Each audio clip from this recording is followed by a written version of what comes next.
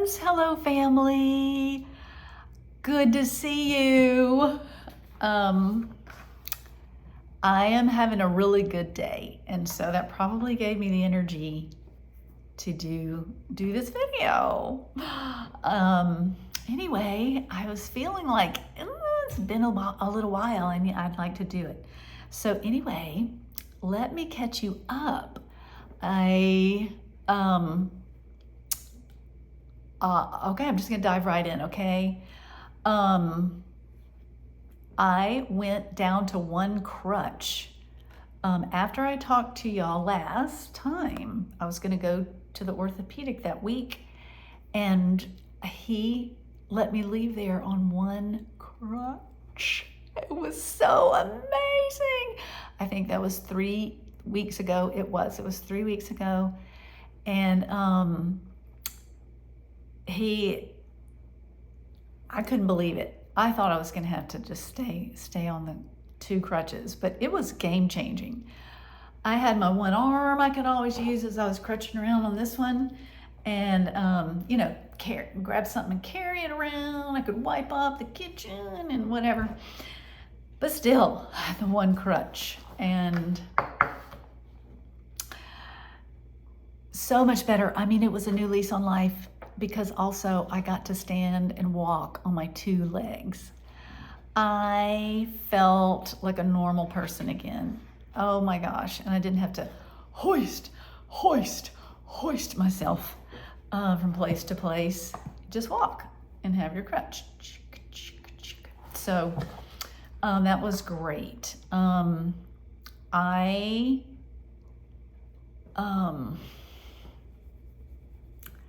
Well, I guess I'll just tell you now. You might be guessing already, but I went to the doctor again on Wednesday, 2 days ago. Yeah.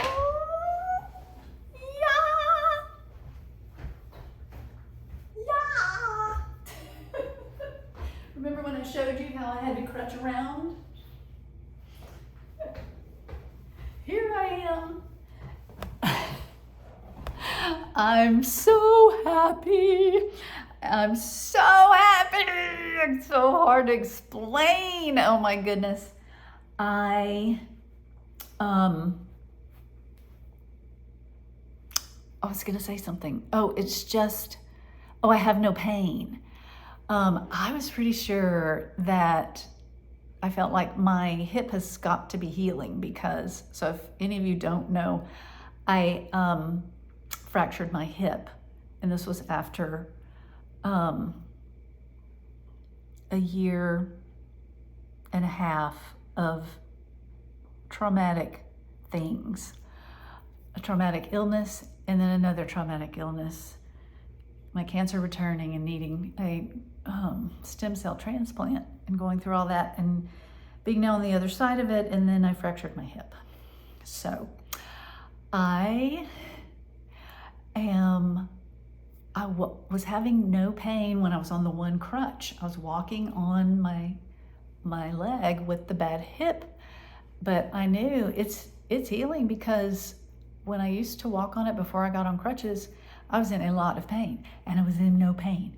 And so I had hopes. And so the doctor said, yes, it was a great sign. And it just takes like 15 weeks or so to actually heal a bone. And so I've got to be careful, no high impact anything. And so, but normal life otherwise. So for 2 days, I have been so happy. It's just hard to explain.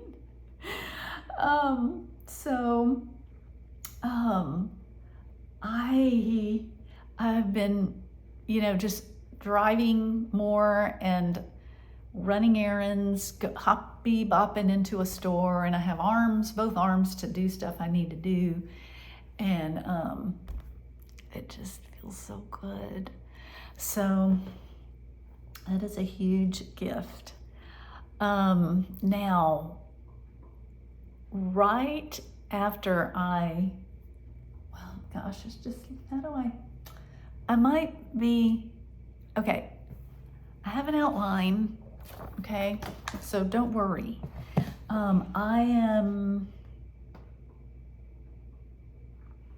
But I have this one thing just stuck here kind of because it's kind of in the time frame. But when I went down to one crutch, I was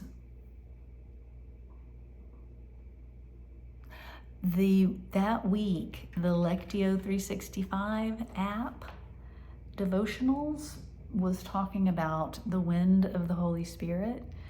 And so I had counseling that afternoon, and I prayed, Lord, Holy Spirit, wind, please come and just breathe on my time with Heather.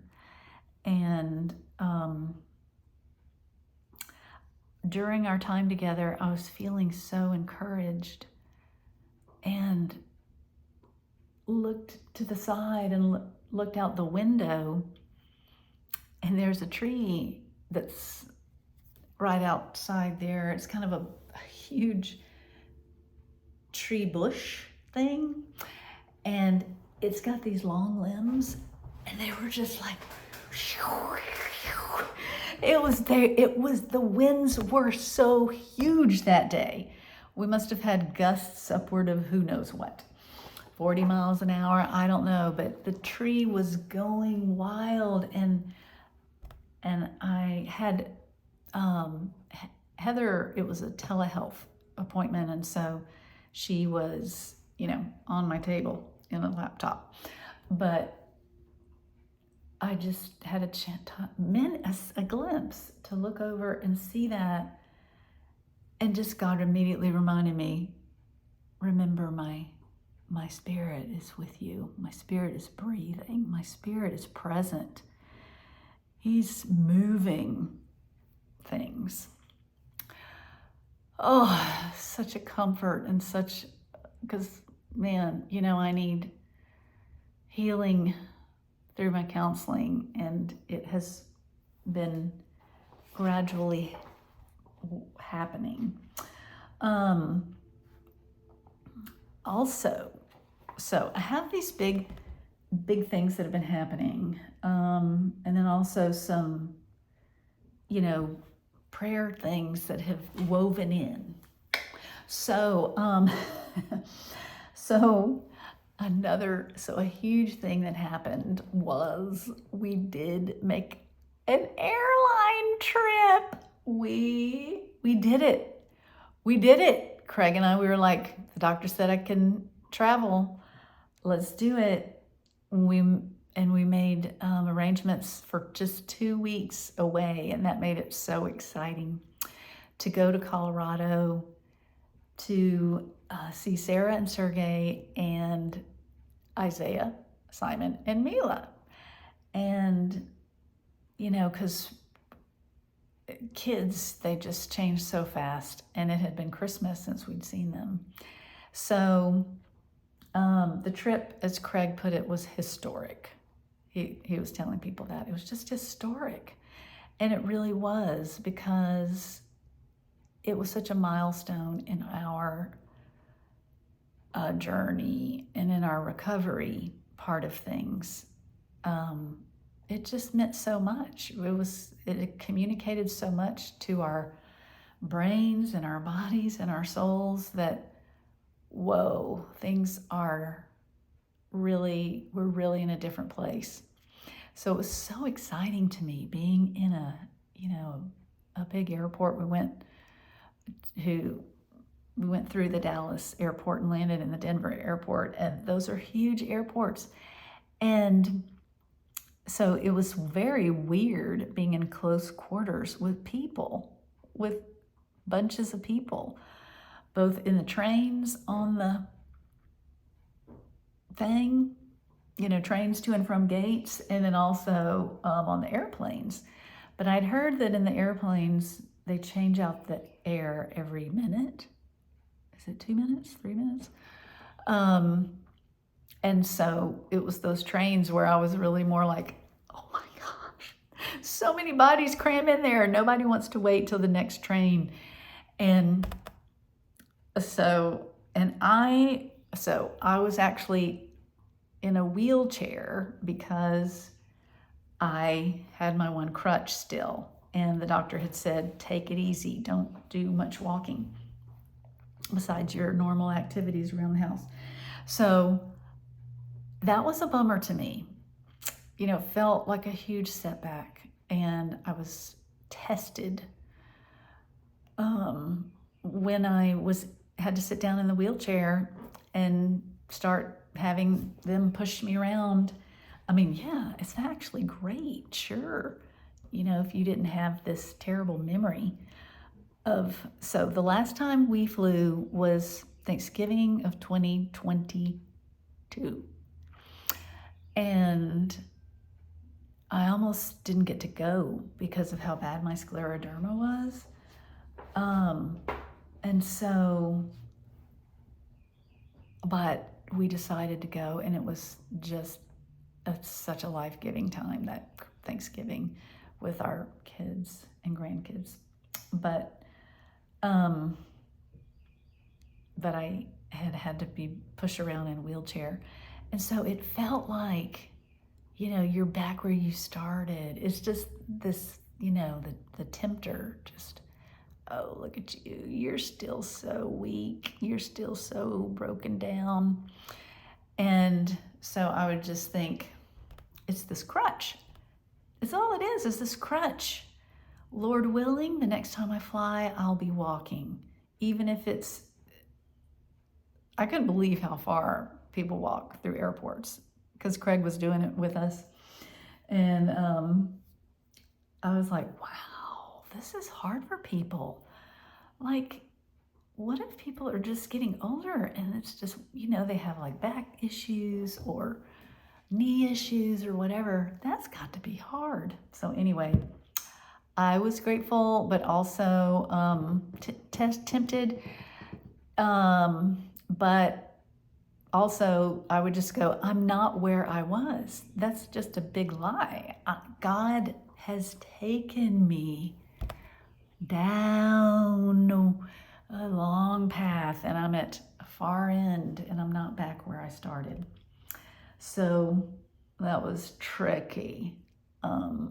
So anyway, but I was so grateful to have the only one crutch being at Sarah and Sergey's house, because I could get around real easily with the kids and everything. And that was so great. And it was so much fun, y'all. We snuggled, we touched, we didn't like wear masks or social distance or anything. We just snuggled and hugged. Nobody was sick. Everybody was healthy the whole time. And we played games and read books, and we played Mario something. I can't remember what it's called, but it's a PlayStation. Is that what it is? I'm probably getting this wrong, but it's a video game thing where we had our little people that we were, and so like Simon and we played as a team, and Craig and Mila played as a team, and then Sarah and Simon each were on their own, and so it was wild fun. It was great. And then we had wonderful deep talks with the adults, with Sarah and Sergey, because I'm just feeling better. And so, you know, for the last year and a half, I haven't felt up to having any talks. Just wasn't gonna happen. And it just happened so naturally. So that just told me, wow, I'm in a new place. I'm in a different place. So grateful.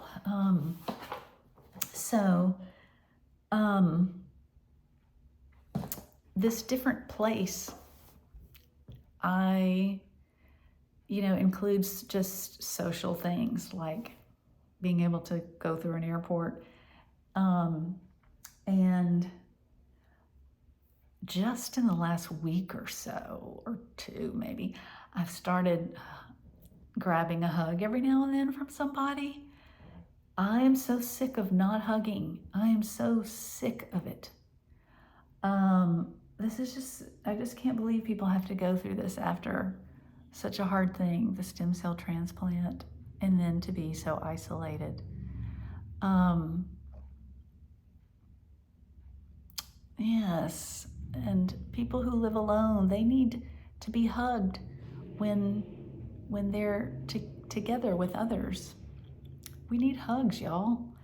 We need to feel someone else's body on ours, just affectionately, warmly affirming, you know, you're important. So anyway, hugs have been just a good thing, although I can't do very many, but trying to do that more, and doing lots of meetings outside again, and it'll be getting to be summer where we'll have to be inside, but I think I will be far enough down the road that I can be inside with a mask on if need be, and be with people. So anyway, let me think here. So this week I went and I got off the crutches, and it was so huge. I told you that. And so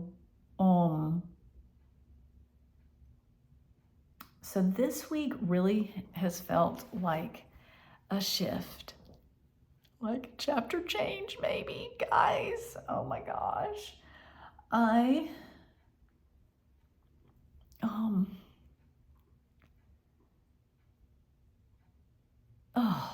don't know, just so much. I mean, you know, I'm getting more hair. It's really weird hair, but I don't mind right now. I'm just grateful that it's on the way. But the biggest thing was when I walked out of the doctor's office on Wednesday on my own two legs and with nothing. It has just been incredible. And the next day after that, one of the errands that I mentioned, not exactly an errand, it was an appointment. I went to see my physical therapist, and it was the most affirming thing ever. I had not seen her in person for a year, and so the last time I saw her had been, I think, I don't know, maybe June of the year before. And that's when I was so frail, and the scleroderma was bad. And so this time, but she had been working with me, and so I was making some progress, you know, on motion, range of motion and stuff. And so she took measurements of all my joints, you know, shoulders, elbows, wrists, hips, knees, wrists, and I mean ankles, ankles, like all directions, dun, dun, dun, dun. And then she tested all my strength areas, and she was stunned. She was stunned. She kept saying, as she would do one more measurement, like, oh my gosh, you're so much better. Oh, I'm so surprised. This is, look, again, this measurement is so much better too. And all of them were in the normal range. Like, not my normal, because I was more flexible before. And I still feel stiffness, like in my wrist, and my knee looks kind of like this, where it gets white. Anyway, my knees are very stiff feeling, like when I walk, they feel like there's stuff in there squeezing them. And so, but I can do so much more with my knees than I could before. I can squat down, not quite to normal, like where you can go kind of all the way down, but but I can squat down farther. Yeah. She said, somebody really needs to do a case study on you. And if they would like, I have the measurements from before and after. So y'all, I want you to know so much about this because you have cooperated. Is that the right word? You have cooperated with God. You have labored on my behalf. Like, maybe evil was trying to drag me away, and y'all kept pulling me back. No, no, no, no. Lord, Lord, Lord, Lord, Jesus, Jesus, Jesus. Angels, angels, angels. You prayed over and over and over for me. And God, in his mysterious ways, though he be all powerful, works in the midst of, dare I use the phrase, free will. Wherever free will meets the sovereignty of God, we don't understand. But anyway, you worked with him. You gave to me. And I thank you so much. You carried me. Thank you so much. So it was the first really, really good news about scleroderma, because I have been feeling like I think I'm still getting better. I feel like I'm getting more movement. My hands, they're still very stiff and weird, but they're also very functional. Now I can't, sometimes you need to hold things in your hand and they fall out. But I'm still hoping that, and praying and asking, pulling into the light, pulling into the light. Asking God for even more change. So let's see. Oh goodness. Okay, so let me quickly say a little bit more on suffering, more thoughts, just kind of rolling around. And then just briefly, a couple things maybe to pray for.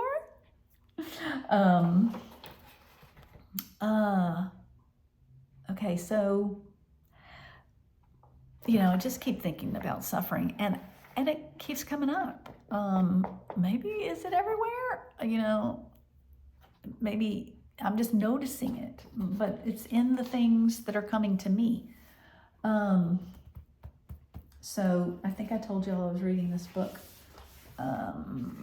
Walking on Water. And because it's a writing kind of book, well, it's about faith and art. So it's, if you have any sense of, I like doing creative work, even if it's like something that seems scientific or seems domestic, but it's creative, that's all being a co-creator with God. And I think anybody can get something out of this book, even though sometimes she talks about being a writer or whatever. But in the beginning, she talked a lot about dying. And I was like, what? I don't want to talk about dying. But it was good. It was good for me. And then she came back to it at the end. So because I was in a book club, I finished the whole book. I don't always finish whole books. But she came back around to the dying thing, and I was very grateful. So she said, to be alive is vulnerable. And it is, isn't it? So we all have things like, let's put me aside. the people I care about. And, if I haven't met you before, but you've come and shared with me here in time, your time.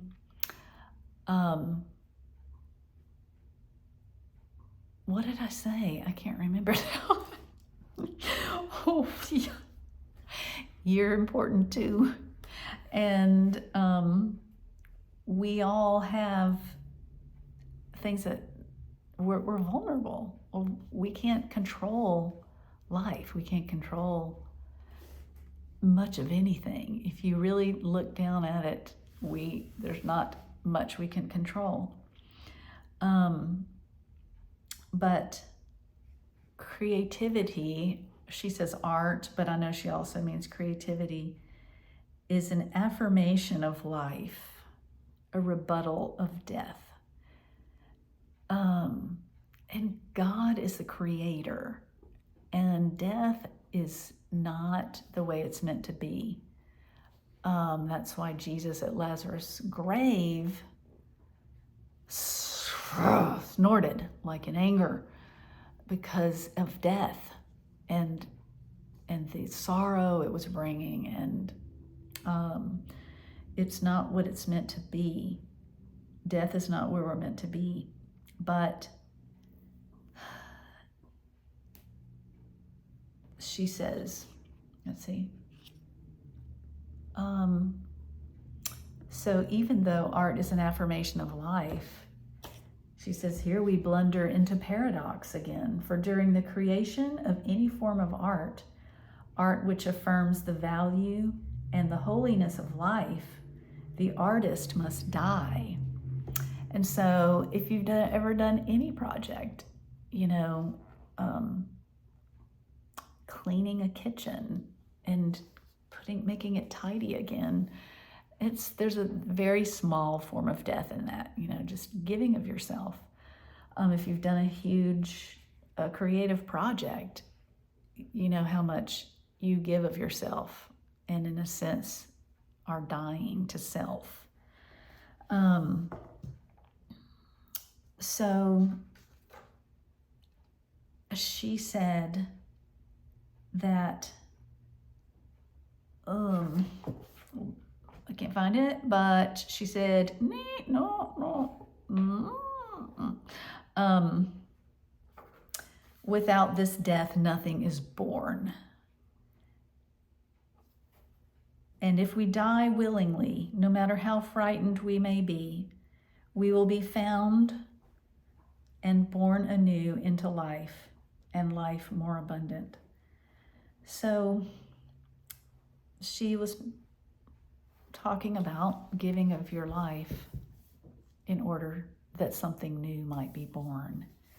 And I just, for all of us, as we die to things every day, we can trust God, the author of life and of creation, that He is bringing new life into the world through our being with Him in the dying and in the newness of life.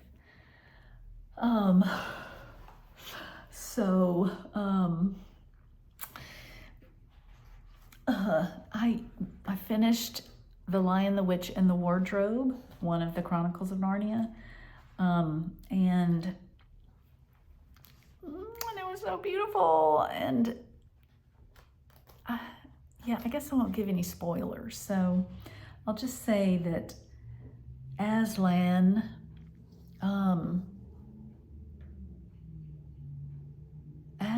is willing to suffer for love's sake. And so anyway, this book also I have picked up again, and so it's Julian of Norwich, All Will Be Well, and it's some of her writings, and she talks a ton about the love relationship between a person and God, me and God, you and God. And I love it because before I got sick, I felt like my relationship with God was like one of two lovers. And that he would woo me with his kindness into his presence and being with him, you know? And then when all this happened and his presence didn't seem to carry me, that has challenged our relationship. And I'm taking time to work it through as met with, this can sound so snobby, my spiritual director. Sometimes that can sound spiritually snobby. I don't mean it to. I'm just grateful to have Nancy. But she said, don't rush through, wrestle it out. Don't try to take up your relationship with God just by, everything's okay. I back God, and just try to forget it all. But anyway, she writes weird. I mean, she's like from the 1400s or something. Oh yeah, 1342 to 1423, and she, so her thoughts aren't as linear as ours are, that in the Western world. I mean, she might have been in the Western world. Anyway, the modern world. But she says, okay, I'm just going to read this part, okay? And then I'm going to close up, okay? Try to take this in, okay? She's talking about God's love in the relationship. For just as our bodies are clothed in garments, our flesh enclosed by our skin, our bones wrapped in flesh, our hearts centered in our body, so are we, spirit and flesh, clothed head to toe in the goodness of God. But this metaphor hardly does justice, for all these things will decline and wear out. God's goodness, however, is everlasting and is incomparably nearer to us than our very flesh. Our beloved wishes that our spirits might cling to him with all our strength and never let go of his goodness. He wishes that. No mere creature can ever imagine just how dearly, sweetly, and tenderly our Creator loves us. So with his grace and aid, let us spiritually rest in contemplation, forever marveling at the high, surpassing, single-minded, immeasurable love that our good Lord extends to us. So I am pretty much every day, seeking God, and he knows that I desire to know that kind of love again and to not be afraid, but that I can't rush it. And where are you? Do you know? I mean, we can know here and not in our heart. There's a part of us that knows. And there is, because if you,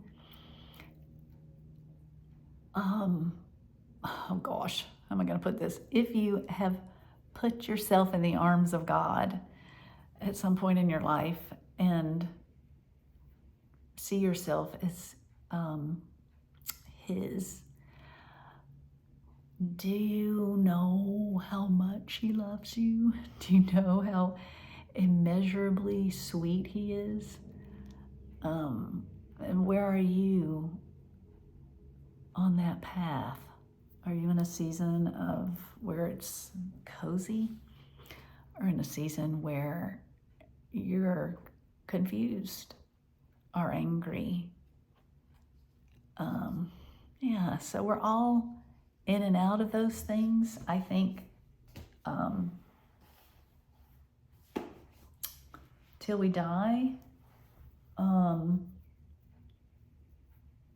Yeah, okay, you guys, I would love you to praise God with me for the things that are going so well. And the other thing is, my stomach issues are better. Like just in the last 2 weeks, I think I've said this before, like sometimes I find a good recipe for my nausea meds. And so anyway, but insurance is just as I was like, Lord, I feel normal. I feel like I'm having normal appetite, I'm not nauseated when I eat, and I'm not trying to stuff myself. I'm just trying to eat like I used to, like a normal person, and like eat, and then when I get full, stop, or eat a little more if I want to. But anyway, but then insurance started balking at these 2 medicines that I need. And so if y'all could pray that that would just get settled without it like taking hours and hours of stressful, yucky life. Okay. I mean, yeah.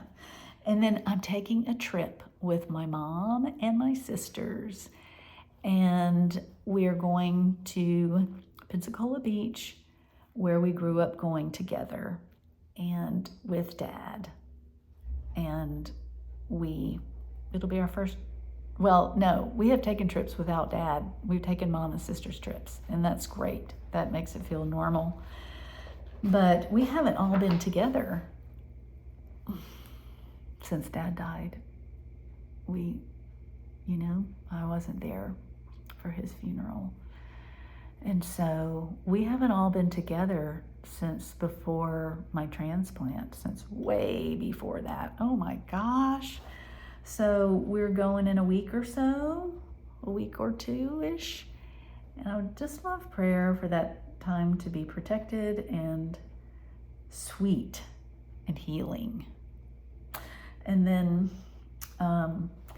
I am, the Habit community is the writing community that has just saved my life over these months, given me direction and purpose and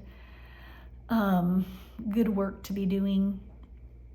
Well, they're having their summer retreat, and I asked the oncologist if maybe I could go. I mean, it was a big, huge ask because it's 50 people in a big open house, and he said, people are going to go there even though they feel sick, because that's what we do. We want to be there, and they might have a few symptoms, but maybe it's COVID, and so anyway, he said he would let me go if my lymphocyte number comes up more. It did come up the last month. It did, and that was good because it was just kind of hanging low. But it needs to come up like double what it is for me to be able to go. And so everything else has kind of fallen into place, like a ride and a place to stay. So I'm wondering if God has me to go. It'd be so amazing. It's just like a 36-hour retreat too, which helps, because the longer you're with people, the more susceptible, more chance of getting something. So I pray for that retreat, that maybe that God in his love, he's going to say yes or no. And so y'all can just pray with me. And I love you all. And I would love any comment that you have to share about your life. I would love that. Okay? Talk to you later.